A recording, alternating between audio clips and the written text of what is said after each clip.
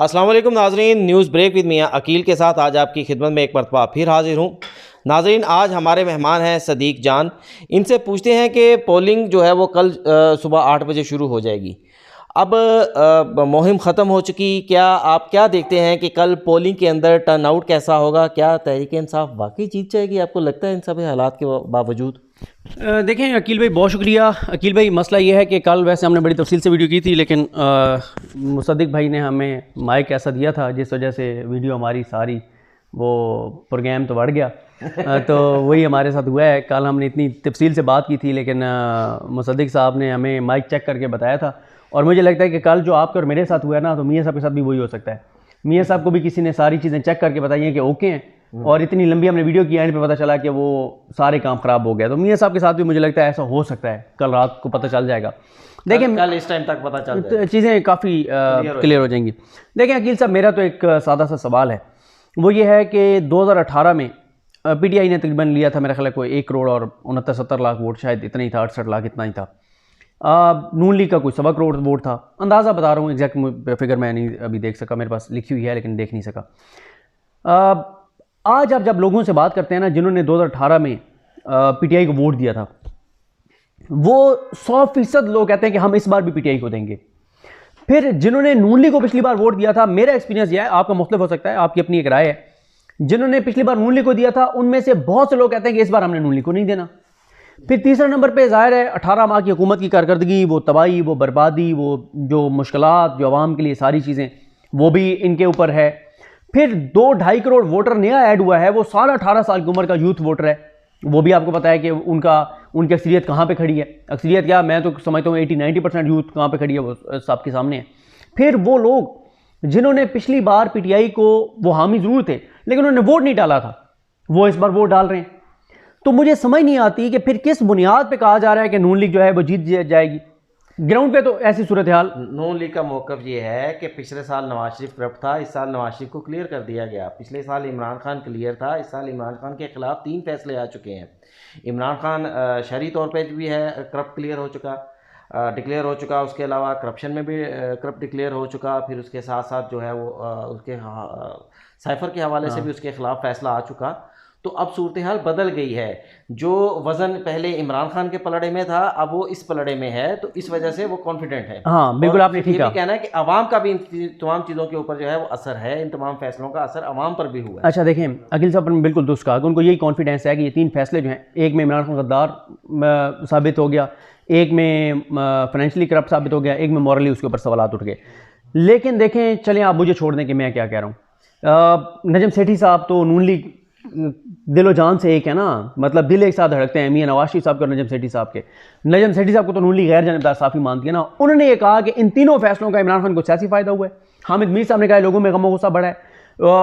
Even के जियो, जिसने इन तीनों केसों में सबसे ज़्यादा बयानियाँ 90% जियो ने बनाया है, वो सारे जियो पे बैठ के कह रहे हैं कि यार ये जिस तरह सजाएं हुई हैं, ये उल्टा लोगों में रिएक्शन बढ़ा है। देखें अकील साहब, मैं बात कर रहा हूँ पहली ग्राउंड की।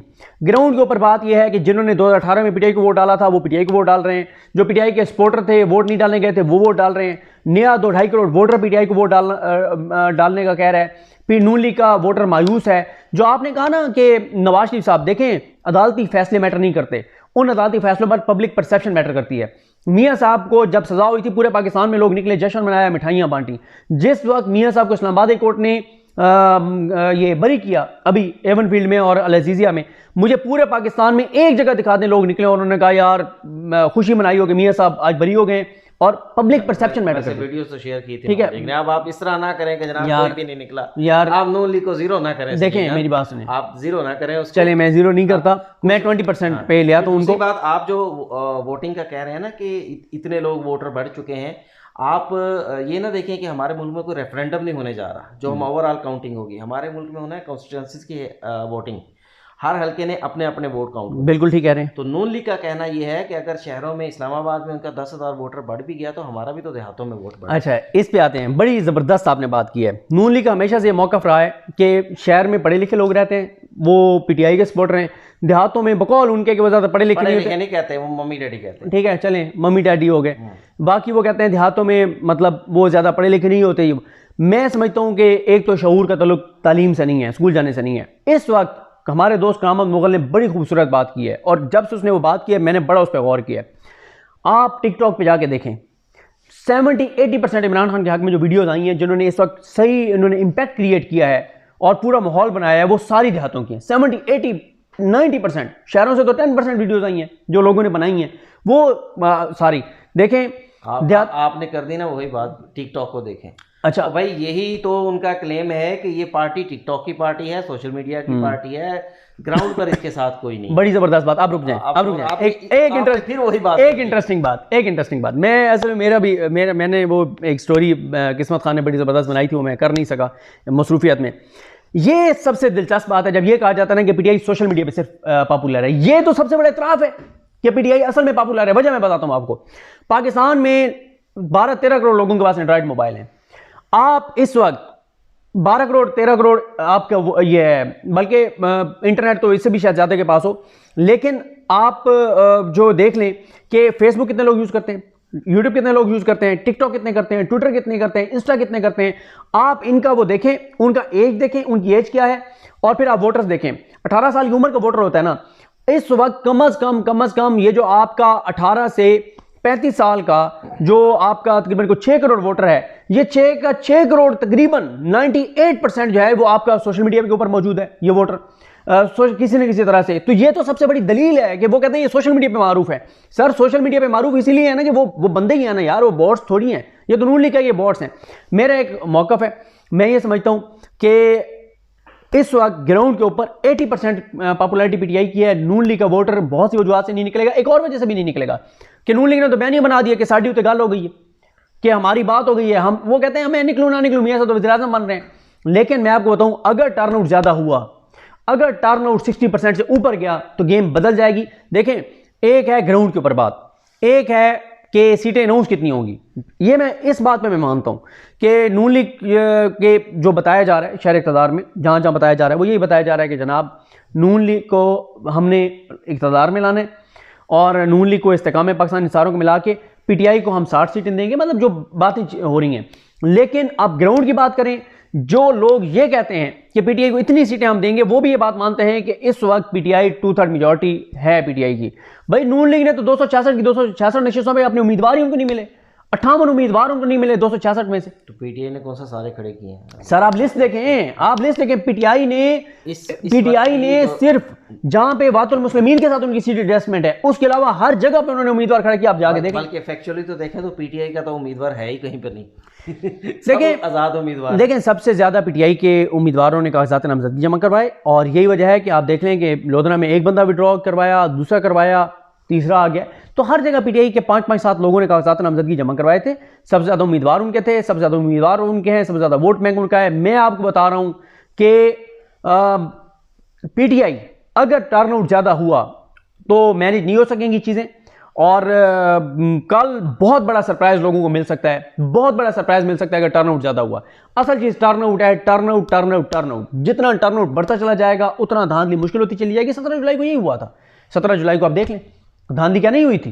हमजा शहबाज वज़ीर-ए-आज़म पंजाब थे, शहबाज वज़ीर-ए-आज़म थे, इस्टेब्लिशमेंट खिलाफ थी, इलेक्शन कमीशन बाइट था, मीडिया खिलाफ था, सारे इदारे मिले हुए थे, पूरा निज़ाम खिलाफ था। जीत गए थे ना 17 सीटें। तो कल 17 जुलाई का वो हो सकता है, रिकैप हो सकता है, और 17 जुलाई की तारीख दोहराई जा सकती है।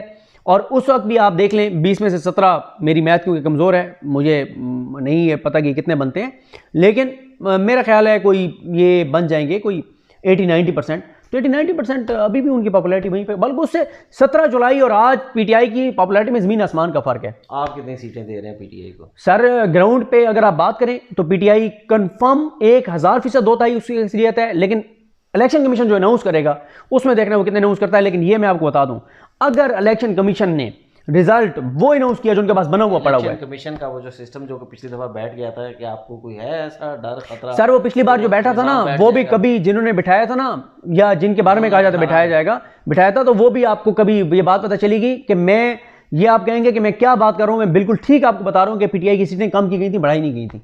ये मैं आपको बता रहा हूँ। इमरान खान के बारे में पता था कि इसको, उसके पास सिंपल मेजॉरिटी होती तो उसने तो पता नहीं लेते जाना था। अभी उसके पास जो है 5 जमातें मिला के उसको हुकूमत दी थी, तो उसने ये कर दिया। वो अकेला होता तो क्या करता। लिहाजा कल रात को अगर आप क्योंकि चक्री होंगे, कल आपकी ड्यूटी चक्री में, तो कल रात को कोशिश करें आप आ जाइएगा, ताकि कल भी हम तरफ। अगर कल 10 बजे नताइज पे मैं आपसे रब्ता करूंगा। हाँ यार, तो भाई मैं कह रहा हूँ नून लीग जीत जाए, 2 तक उसको अक्सरियत मिल जाए, हम वीडियो तो करेंगे भाई आपके साथ, तो आप ठीक है? खुश होंगे भाई मैं तो, आप मेरे दिल की बात पूछे ना, मेरे आप दिल की बात पूछें। मेरे एक मिनट नहीं कि अगर नून लीग जीती, आप मियां साहब को मुबारकबाद दें। मैं 1000% दूंगा। कल शायद ना कर सकें, लेकिन जब भी वीडियो मैं 1000% दूंगा। और मैं आपको एक बात बताऊं, दिल से एक बात कर रहा हूं, मेरी आप दुआ पूछे ना, मेरी अल्लाह से ये दुआ है कि मियां साहब को वज़ीर-ए-आज़म बना दिया जाए। मेरी दिल से ये दुआ है। क्यों? जब 80% लोग आपके साथ ना हो और फिर भी आपको इक़्तिदार मिल जाए, तो उसके बाद फिर आपके साथ जो होनी है, मैं वो देखना चाहता हूं। मेरी दिल से दुआ है कि मियां साहब बने वज़ीर-ए-आज़म। 80% लोग उनके खिलाफ वोट डालेंगे, उसके बावजूद वो वज़ीर-ए-आज़म बने, और फिर मैं देखूंगा कि वो चलेंगे कैसे और करते क्या है। जी नाज़रीन, ये थे सदीक जान, जिन्होंने अपने व्यूज़ का जो है वो इजहार किया, बड़ा खुल के इजहार किया, और मियां साहब को मुबारकबाद देने का भी कहा, साथ उनको जो चैलेंजेस दरपेश होंगे उनके बारे में भी बता दिया। आज के व्लॉग में इतना ही। इसको लाइक कीजिएगा, सब्सक्राइब कीजिएगा और शेयर ज़रूर कीजिएगा। मुझे दीजिए इजाज़त। अल्लाह हाफिज़।